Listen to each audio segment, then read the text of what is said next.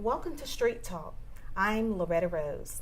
I have a special guest on the show today talking about self-help.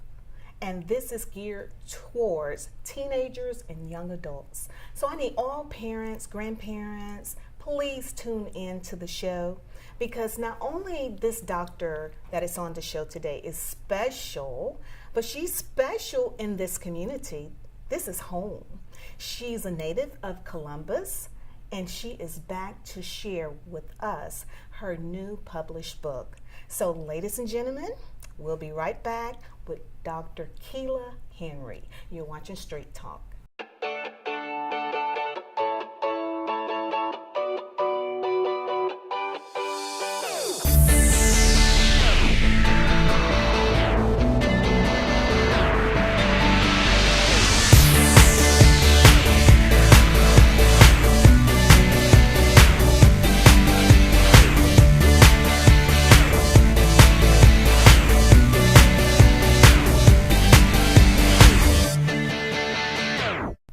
All right, I have a very special guest, Dr. Kela Henry. Welcome to the show, Doctor. Thank you, Miss Rose, for having me. Yes. It's exciting to be back home. Exactly, and you're so gorgeous. Thank you. Let me tell everyone how I had the opportunity of meeting this beautiful lady. We met at the USO, right? Yes. United Saving Ourselves. They are proud, viewers of the show, so I want to let them know thank you so much for that wonderful community event you have every year. But that's how I met you. Yes. And we exchanged cards, and you mentioned about you may be releasing a book at some point and that you will get back in touch with me. And when your publicist reached out to me, I was like, oh, I remember her. Yes. So it is such an honor to get a chance to sit down and to share this with the community, because she got some great things to share, and that is so relatable and that is so needed. So let everyone know you graduated from high school from Pacelli That's right. and grew up in Columbus. Yes. Parents and family still here.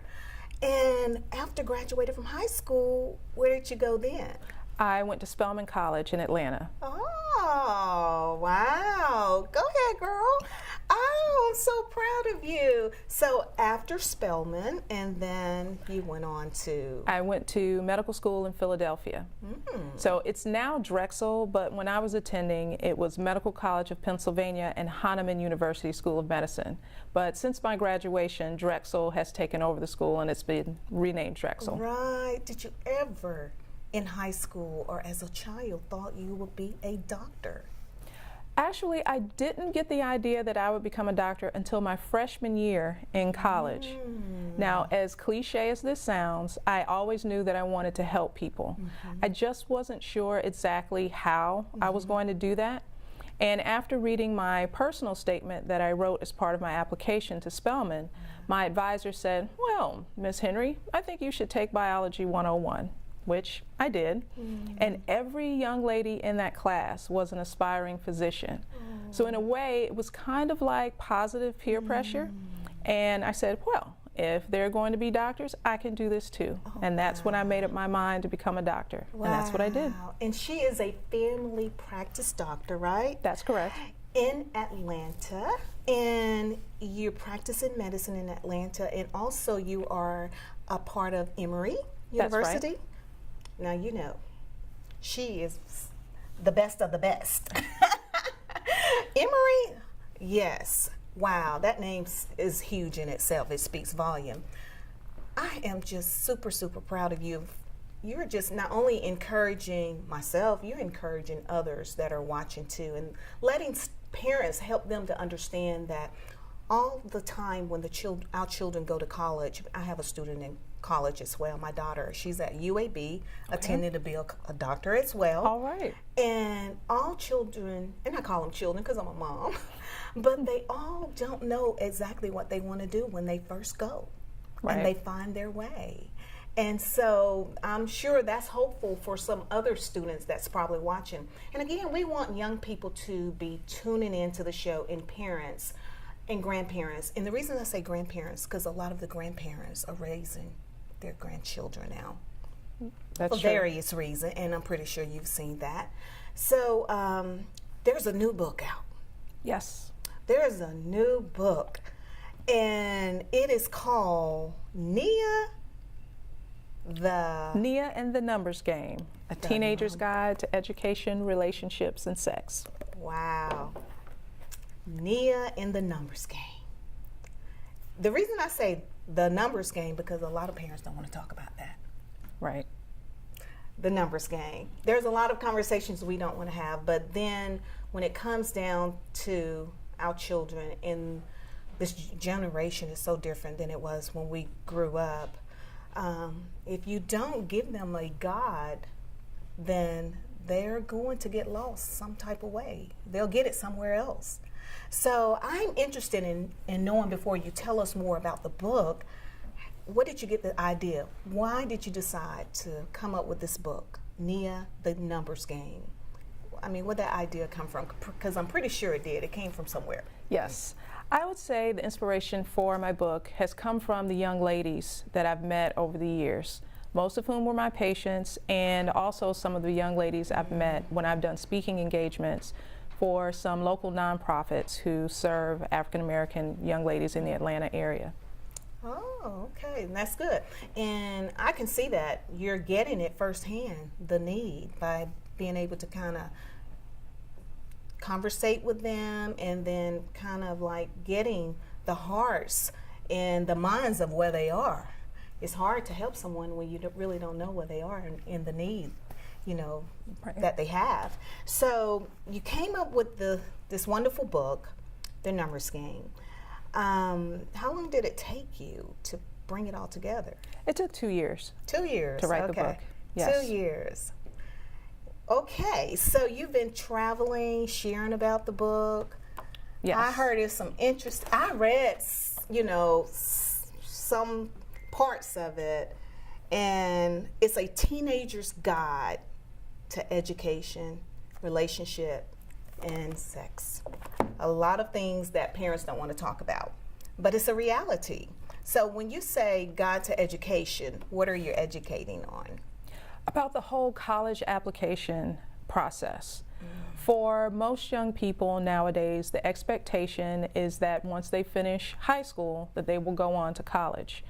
And the reality is some parents have not attended college, so they might not be able to help their child navigate that whole process. So I have a chapter in the book where my title character, Nia, is going to go off to college, so she attends a college fair. And in the end of the chapter, during my Let's Talk section, I actually break down that whole process, when the student should apply for their ACT and SAT tests, when they should be asking for letters of recommendation, and when they should seek out financial aid. Now, the ideal situation is to be able to pay for college for free using other people's money. Of course, I always encourage students that the preparation for college starts when they're in high school, and that they need to take their education seriously. By making the best grades and applying for that free money, the scholarships, Yes. they can help defray the cost of a college education. College costs a lot more, and it seems like the prices are steadily increasing. So that's why this is very important. I also direct parents to some resources to help them actually get their kids' college education hopefully paid for, and they'll be able to graduate debt-free. Wow. Ooh. I need help. Well, then you need a copy of Nia and the Numbers Game. I'm getting my copy before you leave. I need help, because college education, the finances of it can be very depressing. I'm helping somebody along with me, because I mean, we're still searching. We're still out there searching for a scholarship, and sometimes, you know, it's a lack of knowledge. Right. And it sounds like you're pouring out some knowledge, and a lot of us, we appreciate it, and sometimes people just don't know. And then there's some that just want to keep it for themselves. Real talk, that's just it is what it is, you know, and they don't share. You know, they always say knowledge is power. Right. It's powerful. So I love that. Now, Nia, this name, Yes, it's a character correct. in the book. How did you come up with that name? Simple. Nia means purpose. It's a Swahili word for purpose. And the purpose of my character is what I call edutainment, education and entertainment. So as the readers are going through my book, they are learning, they're being educated, but they're being entertained at the same time so that it doesn't seem like drudgery or something boring to read. That's interesting. So it sounds like you're making it very engaging for them too, because you know, some young people, even adults, attention span is like, bam. Indeed. It's not that long. Yes. So, I mean, so what is the age, the audience that is reading the book the most, you feel like? Well, I've targeted the book to that 13 to 17-year-old age group. I've had a few 12-year-olds to read the book, and especially if they're mature. Right. I actually encourage parents to vet the book for their children. There's nothing in here that I'm ashamed of or anything that's inappropriate for kids.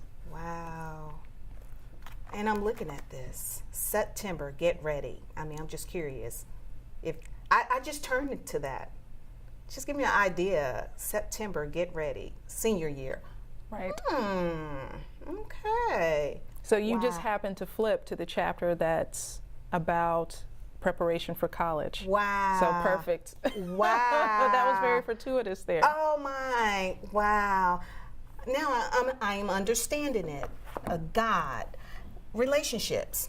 Because it's a teenager's guide to education and relationships. Yes. Tell us about the relationships. Well, the purpose, again, of the book is to not only help young ladies understand the importance of an education, but also to help them manage their relationships with their parents and with their peers. That teenage age group, what's very important to them, of course, is fitting in with their peers, right? They're starting to break away a little bit from their parents. Their parents' influence seems uncool and lame. However, it's important because they're still dependent upon their parents. Exactly. So I do talk about that, and I have a few scenarios in the book with the title character, Nia. You see her relating to her parents when it comes to just different situations that teenage girls face. And then also you see the relationships that she has with her high school friends, and then even new relationships and bonds that she forms once she goes off to college. And there's a little bit of tension there as maybe you're growing apart from some of the people that she was close to in high school and is moving forward with new relationships once she's in college. And those are all things that people can relate to. Can relate to, because that's a reality. That is exactly how life goes, Right. pretty much. Because I've talked to some college students not long ago, and as a matter of fact, I can use my daughter as an example because that's safe to do. She felt like she've outgrown some of the friends she used to have. And it's nothing wrong with them, the friends. It's just she have grown to a different level of thinking, and where she's wanting to go, she cannot, be on that path where they are, And I think that is important for young people to hear and know that it's okay to be different. Correct. It's okay. I mean, what would you say to young people that feels like I have to be like Kela Henry? Well, that can be positive and negative, right? So if they say, I want to be like Dr. Henry because she's doing positive things and making a positive impact in the community, great. I want to be like Dr. Henry because she took her education seriously. She's not gone out here and embarrassed her family. She did what her parents, you did well. Advised her to do and guided her to do. That's great. But if someone wants to be like me because they don't have their own identity. Or say, for example, they make the decision, well, I'll become a doctor because that sounds good. My parents can brag about that, but their heart really isn't in that, then that's not a good thing. Wow. There's nothing wrong with being true to who you really are and going after what your passions truly are. So, when you were going through your point of going through college, what helped you? Because there's some more college students watching that are going to be watching, and including my daughter too. How were you able to separate what your peers were thinking you should do and where you should be? How were you able to separate, yourself from where they were to where you needed to be? That peer pressure, because sometimes that pressure, and not only her, some others that I've talked to, they don't go out to those parties, right. And they feel bad. They feel like they're not, in the, right. it, because you're not at this party or you're not doing this. You're always in the room. You're always in a book. I'm right. pretty sure you had your moments too. Sure. I was raised with those old school traditional Black family values. So for one thing, I did not want to disappoint my parents and get in trouble with my parents. I did not want to end up doing something that would cause me to be arrested. I would have to call them. I'm with you, doctor. Luckily for me, I think I have a pretty strong personality and a strong sense of self. Did I have some fun in college? Absolutely. But I had the benefit of a much older brother who had gone to college before me, and so he did give me some warnings about certain things. So, for example, if you don't mind me telling the story, he said, listen, whatever you do, if you're invited to a frat party, never set foot inside the frat house. Never do that. Wow. And one of the reasons for that is, of course, some of the campus rapes occur in that type of environment. You have young, drunk, high, horny teenagers, basically, and a bunch of guys. And with that wolf pack mentality, if a young lady who's unsuspecting goes inside, things can happen. Exactly. And again, the young man, let's say there's a young man in there who feels that it's wrong for his frat brothers to gang rape a young lady. Is he really going to go against his 10 or 12 frat brothers? No, he wants to be a part of that crowd. He wants to cross on that line. So my brother was warning me, listen, if there's ever a frat party, you make sure you go to one where there's a venue, where there's security and what have you, and they've paid money for that, but never set foot inside a frat house. Wow. Also, once I made up my mind that I wanted to become a doctor, I decided, okay, that's the goal, and I have to take actions toward that. So is going to this party going to help me to become a doctor and help me pass my test tomorrow, or is studying going to help me become a doctor and pass my test tomorrow? And so that's how I made the decisions. I was able to compartmentalize. So once you get the work done first, then the fun stuff is second. Wow. And that's all about putting it in priority. And I love the fact that you found your path, your way. And that's what we hope that other young people will be inspired. And when you get this book, it's okay to be you. It's okay to be different. You're not meant to be like Susan or Mike. Be yourself. Find your path. And that's what we're so proud about you. I am proud of you. You could shop discount stores and think you're saving money. Think again. You can buy the same brands and current styles gently used at Clothes Mentor for less. A lot less. Is this for real? Shop smart on gently used fashions at Clothes Mentor. Stylize, accessorize, prioritize. Clothes Mentor offers brand name fashions, shoes, designer handbags, and accessories for even less than discount stores. Find it all at Clothes Mentor. Like the look, love the price. We're back with Dr. Kela Henry. Oh, wow. She is a family practice doctor in Atlanta, and again from Columbus, Georgia. So we're excited to have you back home.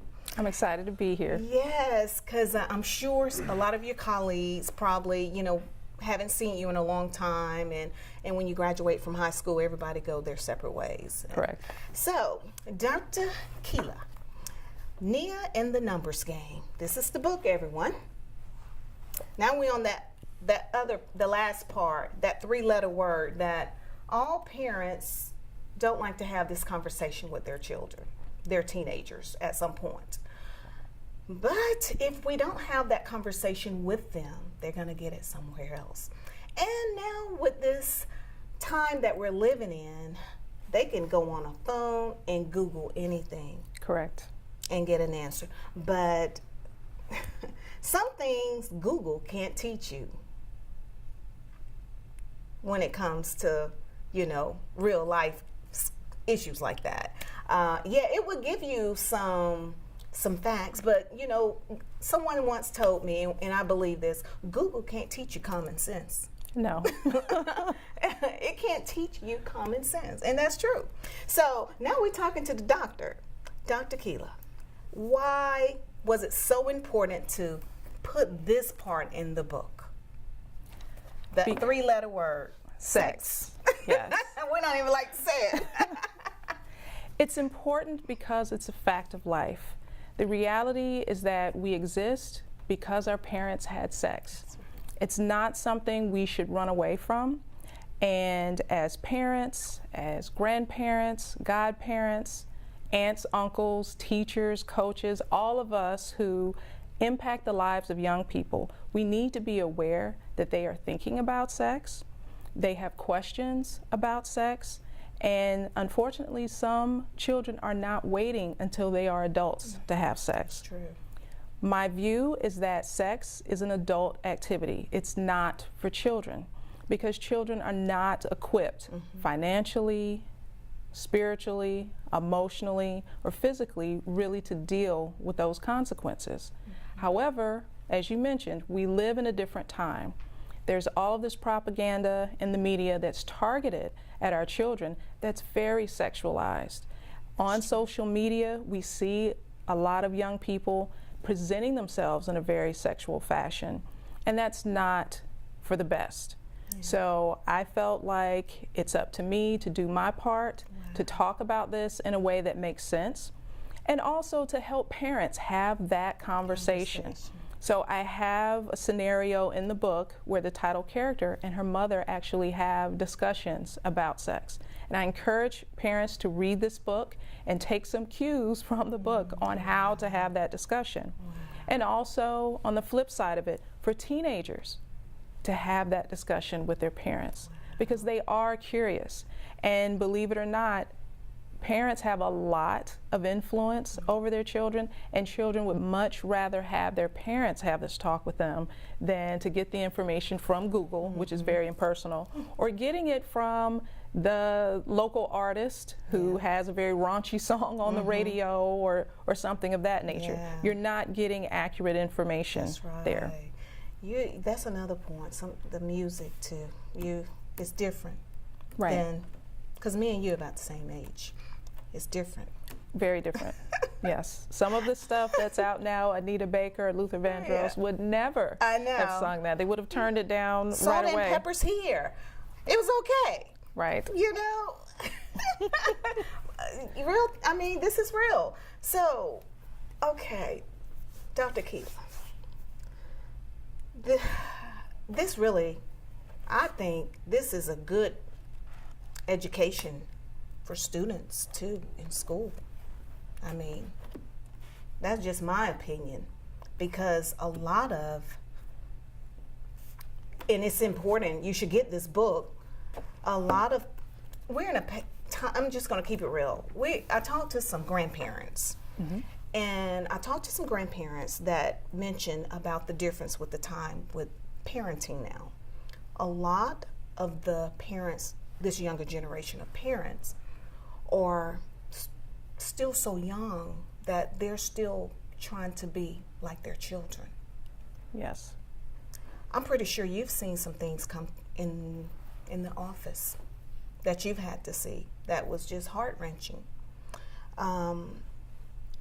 And you probably didn't have to deal with, but it's like I said, it's so different now. And I want to help someone that's out there, a single parent or something, because I had someone that called me and she had this conversation, and she's open to share it on the show, but I'm just waiting on timing. But her 8-year-old daughter had someone, a boy, that the same age as her, to touch her inappropriate. And when he was,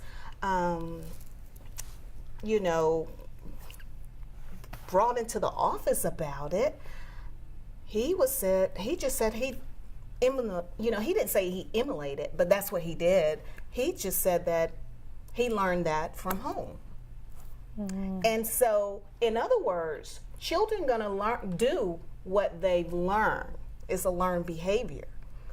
And I'd rather sit down and talk with my child in reading a book, giving them facts of life, instead of letting them be on a phone all the time, because now we're in a time where they're constantly on a phone. They're constantly on the phone. They go to YouTube, because sometimes I have to pull mine from my son. I didn't let him get one until he was 12, but sometimes I have to pull it from him. Right. Because I need to see what you're looking at on YouTube.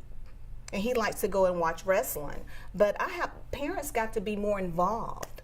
Yes. So, I mean, what would you say to the parents, that are probably watching, and they're probably thinking, feeling like, okay, that may be good for my child, but I think it could be very beneficial for parents too. Oh, absolutely, absolutely. And as far as the social media and having your children to unplug from their devices, I support that wholeheartedly. We need to take a break from those devices and have that one-on-one time. And that's when we can be having those discussions about sex, the discussions about education, the discussion about relationships, either at the dinner table or the breakfast table, or just scheduling some parent-child time for that when everyone unplugs from their devices. This means mom and dad too. That's right. Turn the phones off, all the way off, not just vibrate, because right. that could be distracting. That's true. That's and true. have those conversations. Also, I would say to parents whose kids have these smartphones and have the devices to definitely do their research about certain apps that you can install on the phones to monitor your children's activity.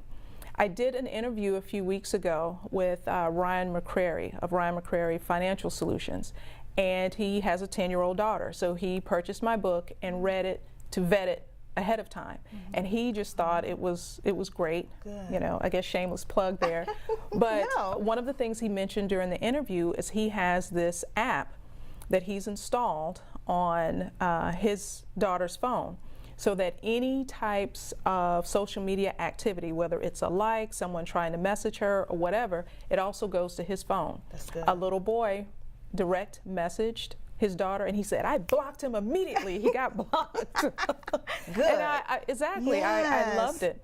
But yes, as parents, we do need to do the research and be aware, because right. obviously who's paying for the bill? That's right, the parents. The parents are. So as a parent, you need to exercise the appropriate amount of control and authority over these devices and over your children in the household, because we do not want any of these creeps gaining access to your children. Right.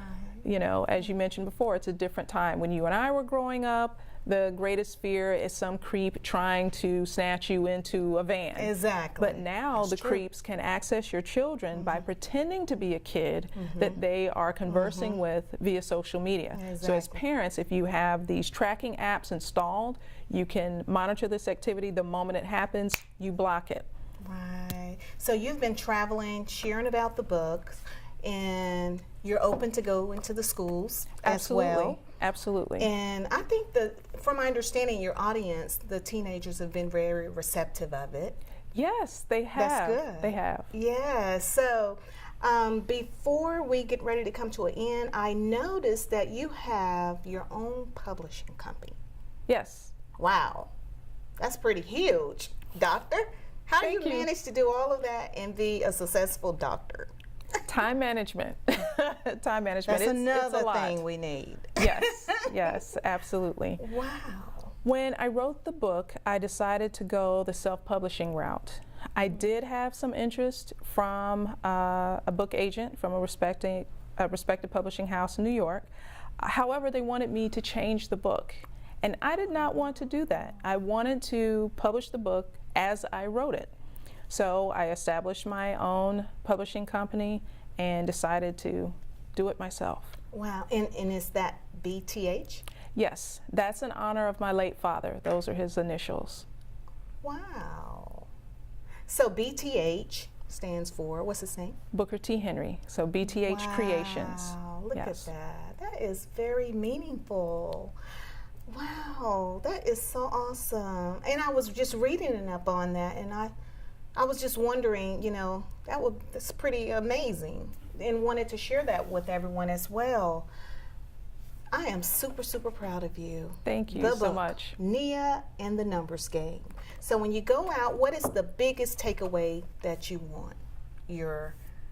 When you go out on your speaking engagements, you go to these girls group, because I saw you online. You were somewhere with a lot of girls. Yes, that was my launch party. And so a nonprofit called As Flowers Bloom came and brought 8 of their young ladies to the event, and their founder actually purchased books for each of the young ladies, so they each walked away with a signed copy of Nia and the Numbers Game. Wow.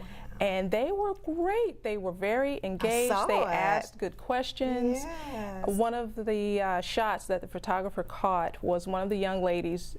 She was just smiling with so much excitement because she won one of my swag bags. I had a few swag bags to give away that day. And actually, the very next day on Instagram, one of those young ladies reached out and said, Dr. Henry, I'm on chapter 6 already, and I really, really like the book. When I'm done with it, I'm going to write you a testimonial on Amazon. And sure enough, 3 days later, there was her testimonial on Amazon. Wonderful. So that just made my day. Wonderful. So how can everybody get the book, because there's so many assets, ways to access it now. Absolutely. So people can go to my website, drkelahenry.com, and that's just DRKELAHENRY.com. Also, my publishing imprint, bthcreations.com, and of course, I'm also on Amazon. Okay, wonderful. That is awesome. And I know your parents are proud of you. Yes. I know they are proud because they still reside here. As I've been listening to you during this interview, and what I've realized, and I want people to understand why I said young people, when I ask you to, how can you encourage other young people to not want to be like someone else? And I use you as an example. You're phenomenal. I want my daughter to be successful like you. But I'm looking at you and I'm listening to, if you tried to be like someone else, you wouldn't be Dr. Henry like you are. Right. Someone else wanted you to do the book, but wanted you to do it their way. Right. That wasn't Kela Henry. But because you know who you are, and you stood firm in what you believe, and your self-worth and value, that's what you got in here, a lot of self-worthness, teaching them about their self-values. Girl, I feel that. But had you not been who you are, you wouldn't be who you are. You know what I'm saying? That's what I want other young people to get. I want my children to get it, my daughter, my son. Be you. Be unique. Be who you are. You can't be like Susan. You can't be like Michael, because that's not who you were born and created to be. Be you. Because what you have to give to the world, can't no one else give it but you, what's been destined for you. And I love that. Everybody couldn't stand firm and do this. But you're so passionate about it because you work with people and you've seen what really goes on behind the curtain. Yes. I don't want things to happen when it's too late. But these are preventive measures. A guide. I love it. I love it. So, thank you. Dr. Henry, thank you so much. You've been wonderful. Thank you so much for having me. I appreciate you. You have been awesome, and I am looking forward to greater things. And we thank you because you just flew in from last night from Cuba. Yes. So thank you. And again, if you would like to speak from your heart to the people, I want to allow you to speak from your heart because this is home. Yes. And the young people, there may be a young person that's watching and they're just admiring you and loving what they're seeing. And some girls, I've learned that with my daughter being in college, when I go and see her and talk to some other girls, they've gotten lost. But they don't know how to come back home and tell their families. Right. Because they want them the pressure of being successful And is being hard. perfect. It being Right. perfect. And it hurts, but you're a great voice. Thank you. Thank you. Well, I'd like to mention again the purpose of Nia in the Numbers Game, A Teenager's Guide to Education, Relationships, and Sex, is to teach our young ladies about the importance of gaining an education, the consequences of engaging in sexual activity, and how to manage their relationships with their parents and peers. I want everyone to know that my goal is to raise the self-esteem and positive self-image of young ladies worldwide. Check me out every Thursday evening at 7:30.